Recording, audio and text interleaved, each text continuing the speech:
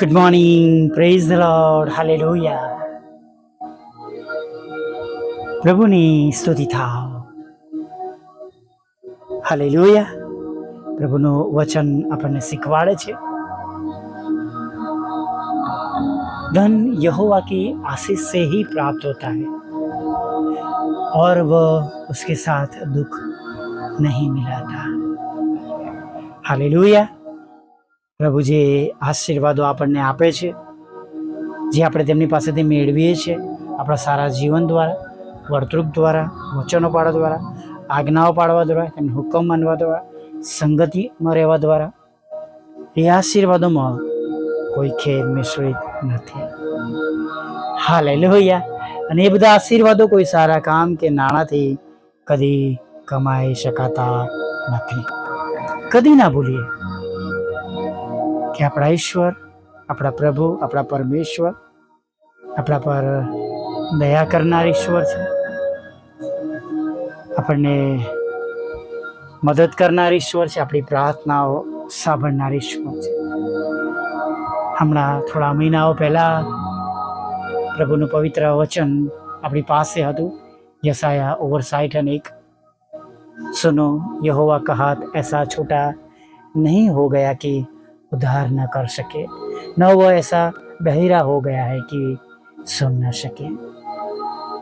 જો યહોવાનો હાથ એટલો ટૂંકો થઈ ગયો નથી કે તે બચાવી ન શકે, અને તેનો કાન એવો મંદ થયો નથી કે તે સાંભળી ન શકે. હાલેલુયા. Praise the lord.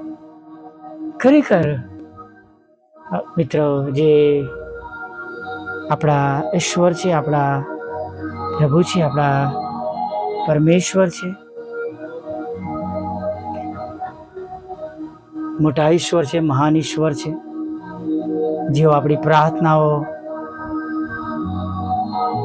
સાંભળીને ઉત્તર આપે છે, આપણી ભૂલોને માફ કરે છે, આપણને નવી તક આપે છે, નવો રસ્તો દેખાડે છે,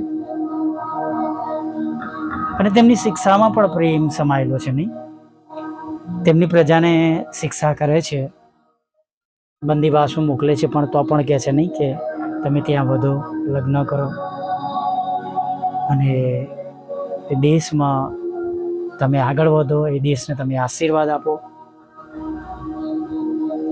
આપણા પ્રભુ, તેમનો વિચારો બહુ જ અલગ છે. હાલેલુયા. અને વચનમાં એવું પણ આપણે વાંચીએ છીએ કે જો તમે પાછા ફરશો તો તમારો બંદીવાસ બદલી નાખીશ. નહીં? હાલેલુયા. Praise the lord. પ્રભુની સ્તુતિ કરીએ, પ્રભુની સમક્ષ નમી જઈએ, પુકાર કરીએ, પ્રાર્થના કરીએ, અને સદા અને સર્વદા દયા કરનાર ઈશ્વર, કૃપા કરનાર ઈશ્વર, જે હંમેશા આપણી પ્રાર્થનાઓ સાંભળે છે અને ઉત્તર આપે છે, કે જેમનો હાથ ટૂંકો થઈ ગયો નથી, જેમના કાન બહેરા થઈ ગયા નથી, એવા ઈશ્વર, એવા પ્રભુ કે જ્યારે આપણે પૂરા હૃદયથી તેમને બોલાવીએ છીએ, હાંક મારે છે, તેઓ સાંભળે છે. એક વખત એક બેન પોતાના ઘરની અંદર પ્રાર્થના કરતા હતા. તેઓ એકલા હતા, વિધવા હતા, ઘરમાં કોઈ જ પૈસા હતા નહીં, અને તેમનો કિચનનો સામાન બધો જ ખાલી હતો, અને તેમને બહુ ભૂખ લાગી હતી, તેમને ચક્કર આવી રહ્યા હતા. વિધવા ઉંમરલાયક વ્યક્તિઓને સમય પર ખોરાક ના મળે, આપણે સમજી શકીએ છીએ. નહીં? અને તેઓ પ્રાર્થના કરતા હતા કે પ્રભુ, કૃપા કરીને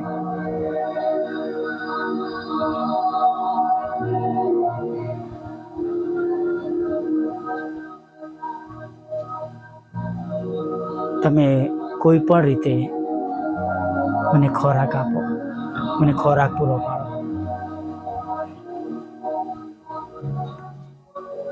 તેઓ બહાર જઈને કોઈની પાસે માગી શકતા હતા નહીં, તેમનામાં ચાલવાની એટલી શક્તિ હતી નહીં, અને નાણાં હતા નહીં કે કોઈ દુકાન પર જઈને તે તેમના માટે પૂરતો ખોરાક લઈને આવી શકે.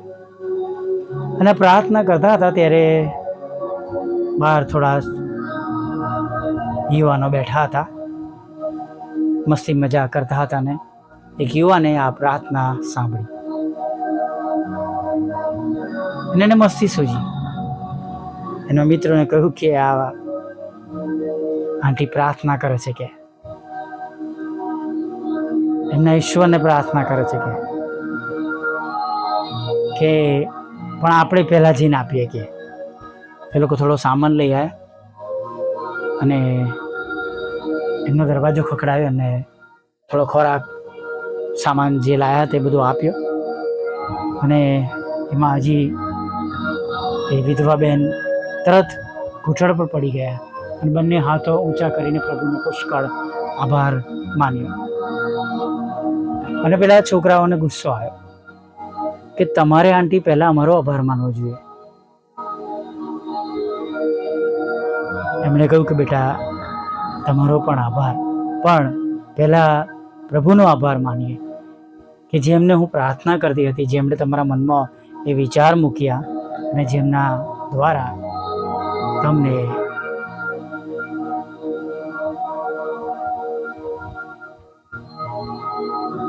પ્રભુએ દોરવણી આપી.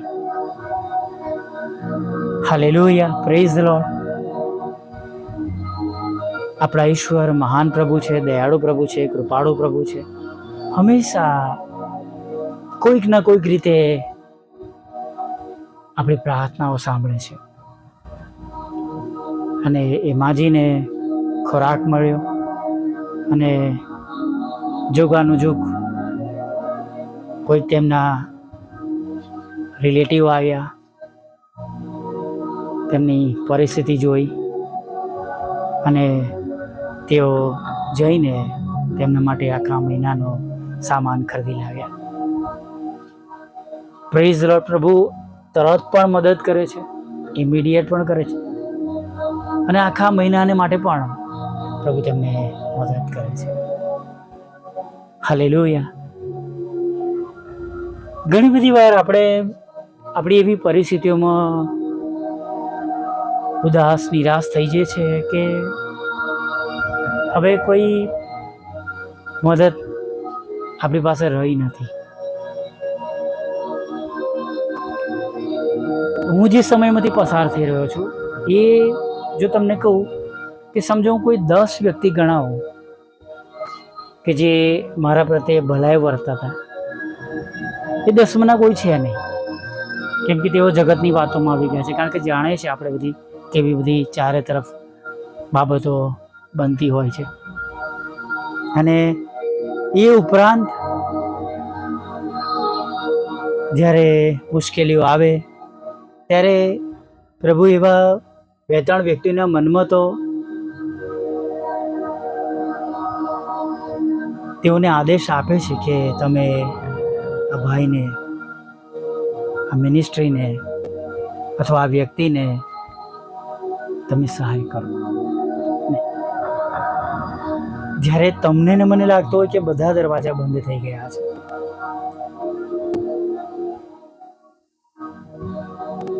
ત્યારે પ્રભુ ખરેખર હું તમને કહું છું કે પ્રભુ એવા દરવાજા ખુલ્લા કરે છે આપણા માટે કે જેની કદી આપણને આશા હોતી નથી. નેવર.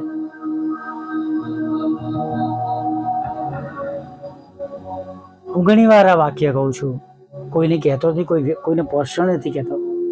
તમારી સાથે પણ એવું બનતું હશે કે માણસો બદલાઈ જાય, સંબંધો બદલાઈ જાય, પ્રેમ રહે નહીં, નફરત થાય, દુશ્મનો બની જાય, મિત્રો રહેતા નથી. પણ આપણા પ્રભુ એકલા જ એવા ઉદ્ધારક, આપણા તારનાર છે, જે અનાદિકાળથી અનંતકાળ સુધી સદા એવા ને એવા જ છે. હાલેલુયા. તેઓ કદી છોડીને જશે નહીં, કદી મૂકીને જશે નહીં, અને જગતના અંત સુધી તેઓ આપણી સાથે છે. હાલેલુયા. એક વિશ્વાસ સાથે પ્રભુ પર ભરોસો કરતા આગળ વધીએ. ભલા પ્રભુ, અમે તમારી સ્તુતિ કરીએ છીએ અને તમારો પુષ્કળ આભાર માનીએ છીએ.